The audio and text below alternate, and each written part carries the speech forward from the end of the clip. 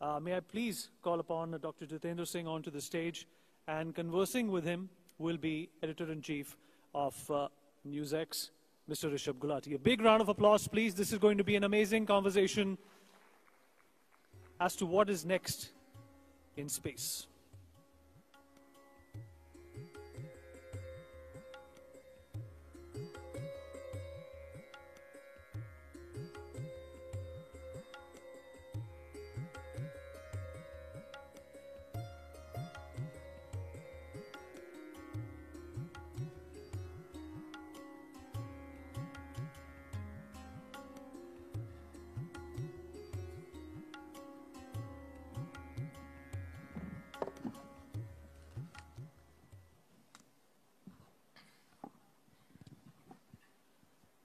All right, let me do an introduction first. Ladies and gentlemen, Dr. Jitendra Singh is, of course, a medical doctor by profession. He is one of the most senior ministers in the cabinet, handles a very complex task of not only personnel and PMO, but also the technical departments, atomic energy and space. Crucial areas which are core to our conversation in this platform. What is happening next? Now, it's a topic I'm really passionate about because there is a booming space industry, and forgive my voice, booming space industry in India. We are about to have our first private sector space launch. We have some of the best companies putting up satellites capable of providing services which we need in space. We have now identified through our in-space program and a policy that has now been formalized to open up the resources of our space organization, ISRO, which of course famously landed on the south pole of the moon about 18 months ago, to the private sector. We are setting up a second launch facility in Tamil Nadu and a whole host of fascinating things. Now, we can talk to Jitendra Singh ji about health, because, sir, we did the session on nafrithromycin. Oh, yes. Right before this. Oh. Nafrithromycin is an antibacterial developed in India that treats all the drug-resistant bacteria, which is, of course, a major problem. So, my last conversation with Jitendra Singh was on nafrithromycin. Today, sir, let's talk about space, then we'll do quantum. What's happening about next in space? We know there is a manned mission being planned. We know that there are dreams to go to the moon. What's going on, sir? No, thank you. Thank you at the outset. Thank you, Rishabh, for having me over here. And I must compliment for this beautiful conclave. I think possibly the first of its kind over here. And I'm sure it's going to be a trendsetter for many such more events to happen. And it's going to lead us to a number of valuable conclusions to follow up with. Now, yes, let me pick up by complimenting you for doing a session on nafrithromycin, as you said right before this, and just to add to what you might have already discussed is that earlier to this, all the antibiotics that were being marketed in India underwent their trials, and also the salt was developed outside. Of course, we got it here, we manufactured it, marketed it, but this was one such antibiotic which was indigenously developed, tried, and I'm proud that I'm associated with the Department of Biotechnology which did that, right from the first antibiotic that we had somewhere in the late 90s, the penicillin, which was founded by Alexander Fleming and was rated as queen of drugs. The successive generations were actually alien. So we have actually opened up into a new arena in the medicinal drugs as well. And of course, that's a beautiful example of public-private participation, because all the trials and the salt was developed in the public sector, as he said, the Department of Biotechnology. And then they partnered with a private pharma house called Wocards. So having said that... Yes, so the head of BRAC was here to discuss this, yes. Oh, that's fine, that's fine. So you want me to talk about space? Yeah. Yes, I do, sir. So, see, I think what is amazing, the space story of India is in itself going to be a case study in the years to come. Because the entire shift or the quantum leap that has happened in the last 4 5 years. And it's important to understand the strategies behind that. I mean, before I come to the future missions, because and of course some of the recent missions that you referred were amazing, because ISRO, the Indian Space Research Organization, was established in the year 1969, which has gone down in the history as the year when the US landed its first human being on the surface of moon, Neil Armstrong. And ISRO was just being born. But today they have landed on the southern pole of moon before anybody else. But what has gone behind this is something which is, I think, a subject of research, because for 60, 70 years, ISRO was predominantly depending on the government sources and therefore not able to exploit to the maximum extent the potential, the talent, and the capacities and the human resource available to us.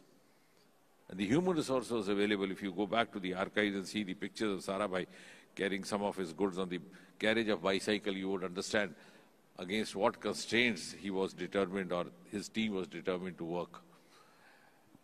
And therefore, the turning point happened when a few years ago we put this across to Prime Minister Modi, and I think it's time to acknowledge him for his personal intervention. He allowed us to open up to the private sector. Because if we have to actually move on from where we are today and also meet the global benchmarks, then we have to follow the global strategies. And we always drew parallel with NASA without realizing that NASA never depended primarily on the government source. Most of its resource was non-government. So for the first time, when we gave up that inhibition or broke that taboo of the past, which media fondly also described as unlocking of the space sector of India, we have a huge, huge investment from the private sector, even the FDIs, which have been allowed, which has been liberalized in case of space.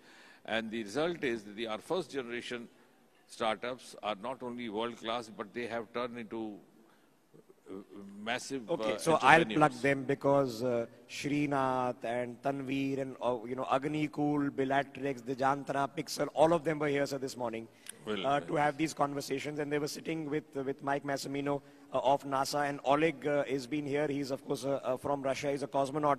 So we've had fascinating conversations. But how exciting is it for people who don't know? So Pixel has just done a launch, and they do multi-spectrum analysis of Earth imagery. They've done a launch on with SpaceX.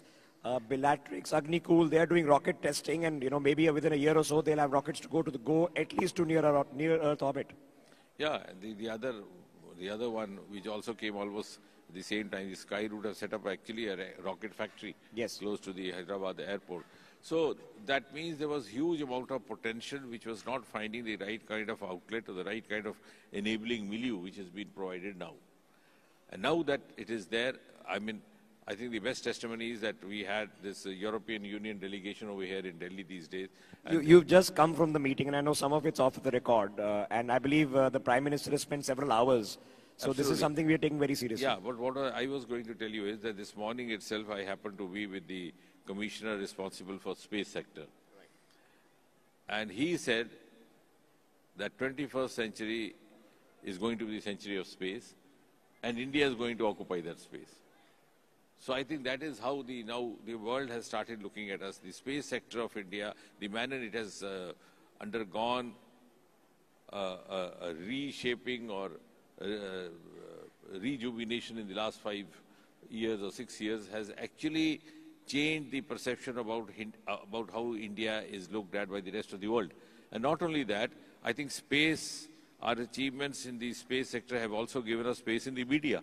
Otherwise, in conclaves like this, science was hardly a subject of a very elaborate discussion. But now there are exclusive conclaves dedicated to space sector. Okay. So I think that's pretty much every interview I've done with him for the last several years is we've always picked up on space. No, that's very kind of you. What I'm trying to say is that it has generated a huge amount of popular interest.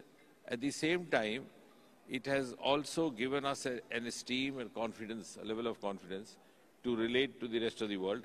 And the world now has begun looking up to us, not as followers, but as a country which can offer some leads, cues, as we are doing, right? In case of Chandrayaan, as you said. Now, for example, the SpaceX mission, which was launched on the last day of the last year, 31st it has come out with a novel experiment of growing seedlings in the space, that program called CROP or Orbit. Let's talk about the future. What's happening next? Yeah, see, this 2025, we began with this SpaceX, which was the last day, then a NAVIC satellite. Now, very soon, we'll have a US satellite being launched, which would be, again, dedicated to the kind of work that you're doing, communication through satellites. And then we have a NISAR satellite, which is a collaboration between NASA and ISRO. It had to be done somewhere in September, October, but it had to be put off. Some component of the American collaboration was found to be redone. So they took it back, and now I think by March it will happen. Then we'll have 2 or 3 test flights. That's a polite way of saying that NASA had to redo it. Okay, all right, fair enough. Yeah, I'm glad you said that. So then we'll have 1 or 2 test flights. And finally, maybe towards the end of the year, we'll have a final, you can say, dress rehearsal flight for Gaganyaan, the first human mission into the space. Of course, we had a human being in the form of Rakesh Sharma in 1980s, but that was a Soviet mission. So the final flight towards the end of this year, which would carry a robo, a female robo called Vayo Mitra. She'll perform all those tasks which are to be expected by the human astronaut and also come back safe. So when all that is accomplished, and we are also confident of getting back our astronauts safe, because sending them up is important, equally important is getting them safe back. And that's a very collective and collaborative, integrated effort where the naval guards are involved, the Navy would be involved. So when all that is accomplished, then hopefully in the beginning of next year, or maybe towards the middle of it, an actual human mission will happen. Okay, so... And then if you talk of the calendar, then 26 hopefully would be marked by Gaganyaan, 27 with Chandrayaan 4, which will have that docking. Tell us something. Chandrayaan 4 is now. What's the next mission? We've done and South Pole. What's next, sir? Docking and docking, Okay. which will do docking and docking, also collect the samples which are already there in Chandrayaan 3. Then 27, we'll have a Venus. Okay, so let me hold you there. Chandrayaan 4 is going to land on the surface of the moon, Yes. then take off from the surface of the moon, dock and send and come back to Earth with Yes, samples. it would, yeah, it will dock, and also possibly try to take the samples which have been collected, get them back. And that's why our SpaceX was very important, because it's a huge bearing on the successful accomplishment of our subsequent missions. Chandrayaan 4, of course. Venus, of course, is going to happen in 28. But when we are also planning an international space station, indigenous space station Yes. called Bharatiya Space Station by 2035. For that also, docking and docking will be very important, because you have to make the astronaut move in. Not only that, docking and docking also comes into application when, for example, you want to supplement the payloads, or you think a satellite is doing a good job, you don't wish to get it back, you want to prolong its life. Okay, so... And by 2040, I think, will be the landmark year when actually an Indian astronaut lands on the surface of Moon. So, ladies and gentlemen, you sort of heard it here. This is not next month's plan. This is a plan for the next 15 years. And of course, space research sometimes takes those kind of time scales. But all right, in terms of the excitement factor, are we seeing the same transition that we've seen in the United States? That NASA goes more into research and the private guys do more into near-Earth commercial launches? Is that what we're going to see, sir? Yeah, see, gradually we are now very new to the private sector. But of course, we have the communication satellites, the navigation satellites, and we also have the Earth observatories. And the private sector is gradually now, entering in. So I hope the manner it evolves will move in that direction. But of course, there is a fascination in sending up these rockets, and it sounds a little romantic also, but equally, I think accomplishing is our Earth observatory satellites, which have given us a kind of an esteem of being a country more accomplished in disaster preparedness compared to several other countries. And so accurate now that we are catering our inputs to most of the neighboring countries, all the SAARC countries also. So I think the private sector, as it finds, some of these areas which you mentioned, getting them better outcomes, they would step in, because after all, they also have to sustain. Yes. Because it's easy to start a startup, it's difficult to sustain it. So sustainability comes from a very close synergy between research, academia, startup, and industry. And a huge lot of industrial mapping is also, behind the scene going on. Because if they find that you have many takers for Earth observatories, like for example, now our forecast system is becoming almost a part of life. For example, in the heavy downpour in Mumbai during yes. the monsoon season, people are now getting habitual of looking at their watch to decide whether to carry umbrella with them or not. So we have a program called Now, which gives you an accurate forecast for the next 3 hours.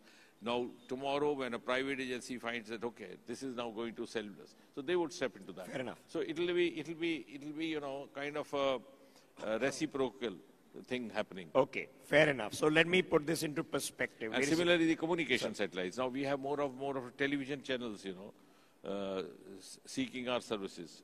So also, and that's the reason that the private parties are coming to seek our services in PPP model for communications. And we set out 72 communication satellites for some of the private players who were engaged in the communication industry. Ladies and gentlemen, I'm out of time, so let me put some of these thoughts in perspective. He said TV channels, that's my neck of the woods. There are 970 television channels operating in India, of which 350 are news channels. Believe it or not. India today is consuming 20 gigabytes of data per month. India is a huge market, and that's why I said the private sector also will be determined, will be definitely driven and motivated by all these facts, figures that you are narrating. So these are not plugs, they're not advertisers, but watch out for Pixel and Dijantra and Skyroot and Agnikul. And just to put it in perspective, you've heard of the cosmonauts, the astronauts. We're going to be calling them Gagannauts. Jitendra Singh, as always, sir, what a treat it was. Thank you for taking our time. Thank you, Rishabh, for a very informative conversation.